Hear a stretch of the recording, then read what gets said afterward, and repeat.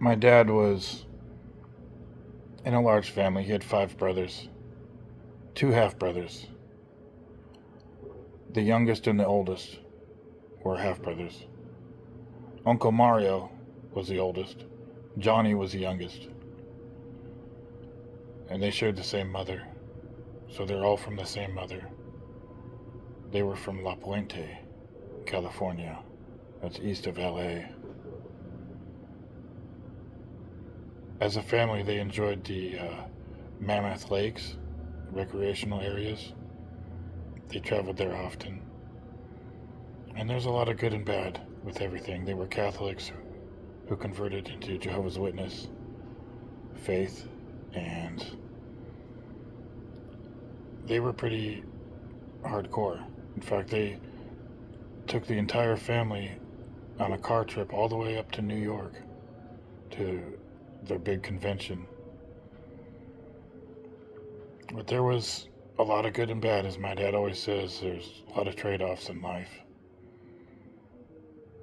And there was a lot of abuse. There was family structure and integrity, but there was some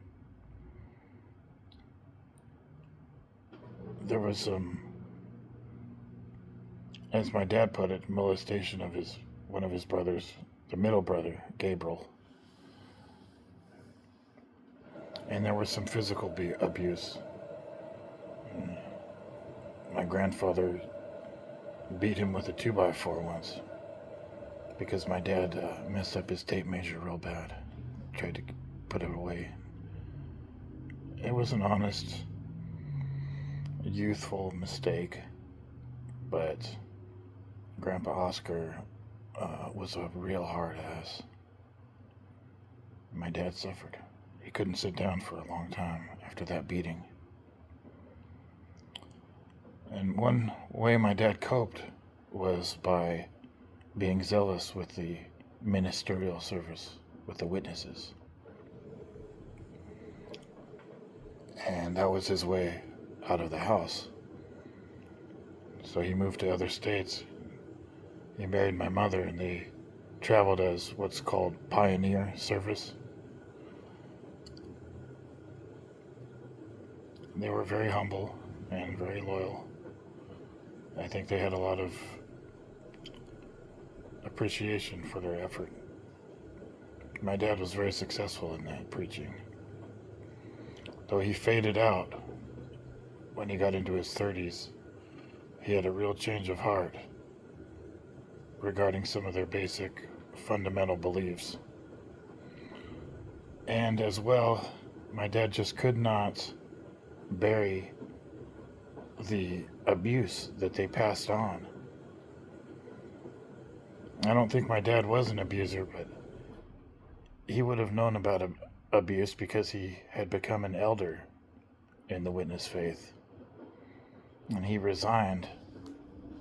Normally they get disfellowshipped, but my dad kind of wanted to just resign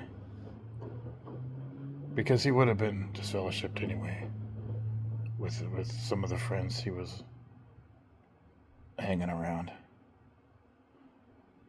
And it was ugly. Their divorce was ugly. They argued every single day, probably twice a day for 45 minutes. I remember I dehydrated because I wasn't drinking enough water. They would just sit there at dinner and argue the entire dinner.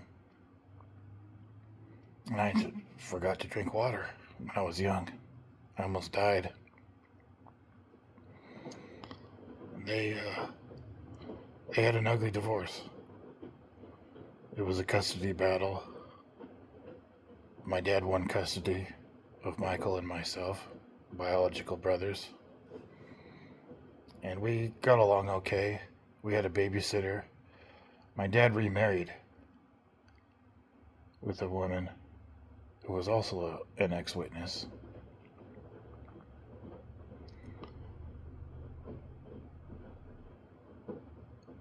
Rosalie had a son named Brian, and Brian was in Mount Angel, Oregon, with his family, his dad. And Brian wanted to play football.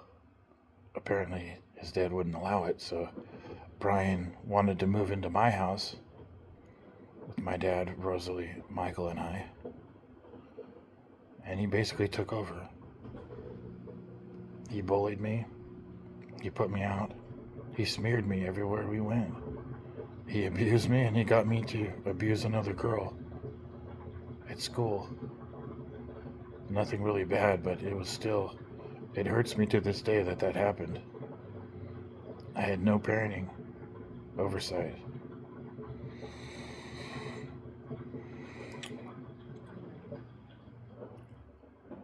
Brian used my name while in Gaston, but he disregards my name now that he's on with his life.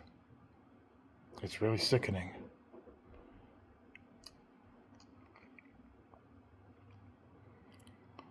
Anyway, Daniel and Rosalie had got pregnant in their later 40s.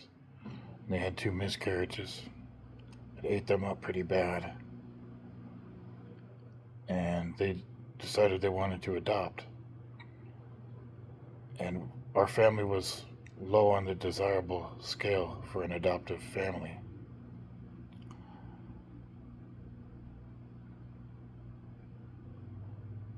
There was this girl in Bogota, Colombia, who was 7 years old, and she wasn't going to be adopted. So they were kind of desperate to adopt, and they adopted her. The girl was raised to hustle on the streets, and she had a skin condition. They got her to use that skin condition in part of her hustle on the streets. The girl only spoke Spanish, and little was understood about her medical condition. It was pretty bad. It was hard on my parents. It was hard on all of us. It was definitely hard on the girl with the condition that she had.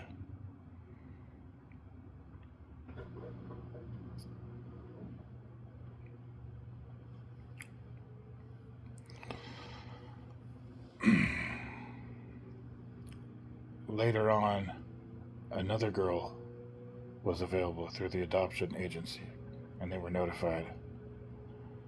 So they were really excited to adopt another one and kind of make up for the trauma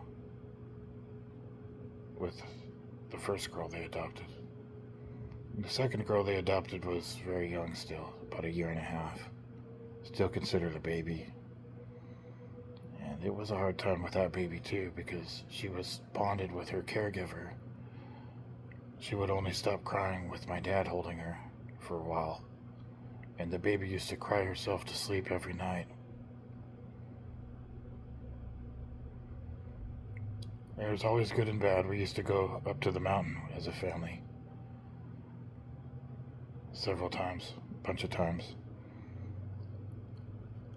My dad actually learned to snowboard at an older age, the age I am now, so people were a little bit impressed with him learning that, even though he wasn't carving it up really hard or anything. He was enjoying himself quite a bit.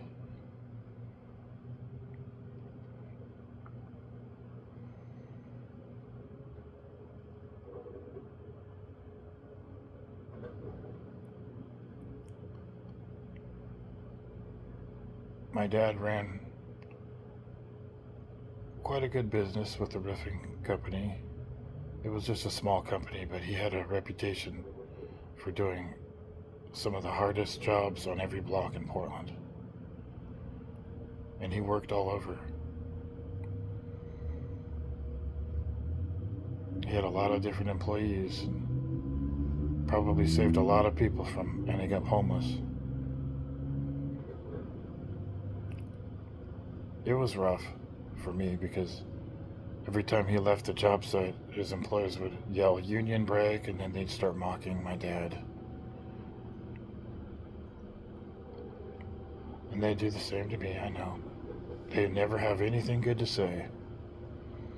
They're hostile fascists. My dad was like the regulator, being the middle bid. He was a cutthroat sometimes. I think the industry is going to suffer pretty bad without him, without small companies. He had a lot of good relations with suppliers. He had a lot of repeat business. And he had some contractors that valued him.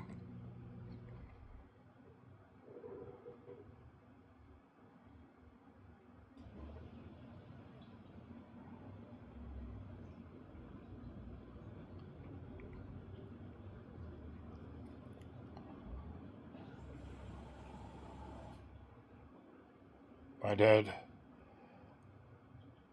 was in horrible pain before he passed, but before he passed, they gave him a bunch of morphine. I saw him on February 16th. That was the last time I saw him. He died March 3rd.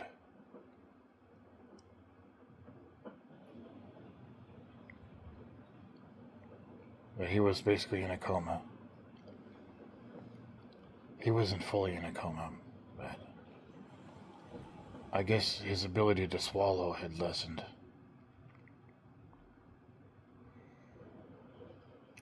I shook his hand one last time, and all I could think to say was he had a very high tolerance to pain.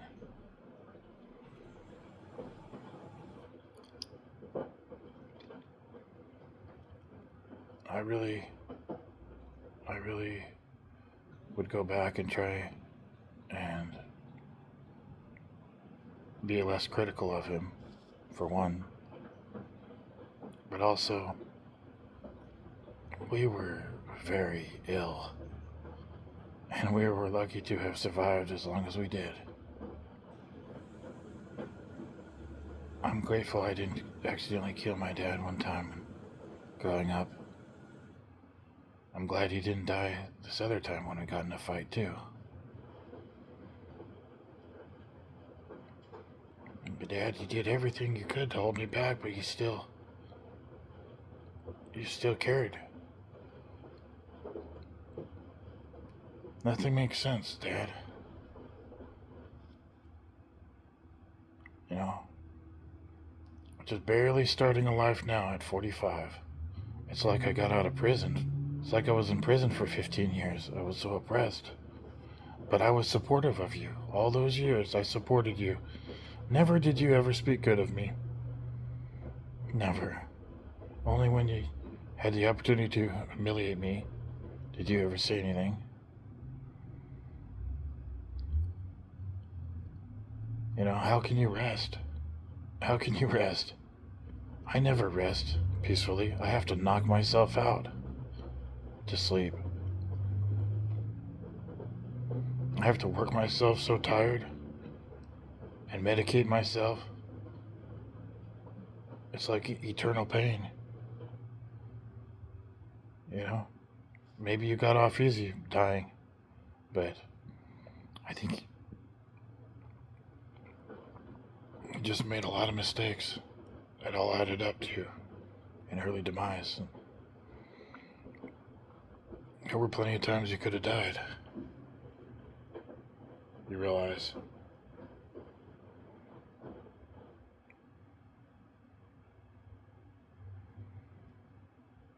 One thing I'm glad you finally did accept your American Indian heritage a little more.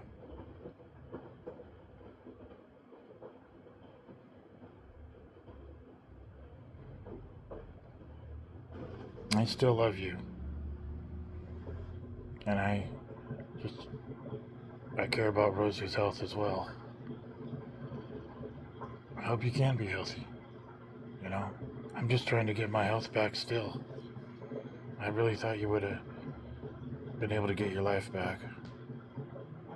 And I wondered if it was brain damage or something. Because you had good vital signs. Anyway.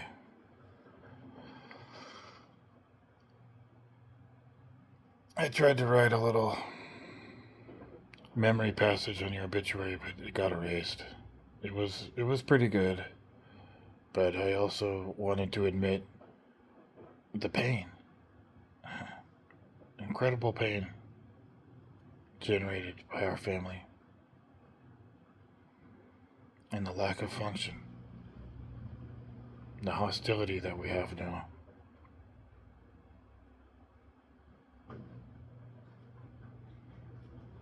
I just talked to Rosie, and it sounds like she's hanging in there. Just want to say a couple nice things. I know most of the things I have to say are not nice, but it's been a war. I'm really, really frustrated that we're paying taxes for this type of culture where law enforcement picks and chooses which laws they want to enforce. Now we have a government that totally overrides the